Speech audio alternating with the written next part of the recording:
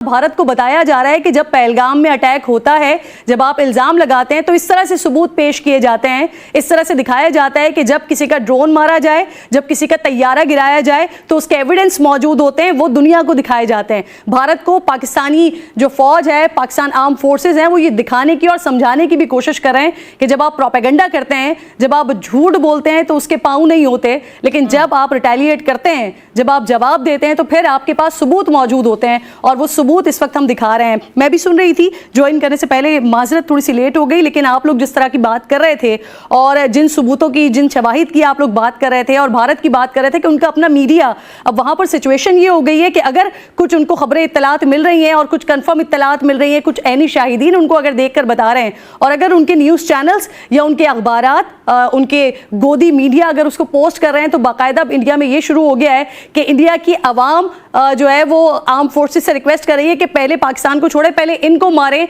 जो इस तरह की इत्तलात पूरे भारत में फैला रहे हैं। तो ये होते हैं सबूत, ये होते हैं शवाहिद। अब पाकिस्तान को इस अमर की ज़रूरत है कि एक तरफ तो हम आयशा रिटेलिएट कर रहे हैं, लेकिन दूसरी तरफ अब हमें दुनिया को ये बताना पड़ेगा और बार बार बताना पड़ेगा, क्योंकि इससे पहले भी मैंने वज़ीर दिफा से भी जब बात की थी, इसके अलावा जब हम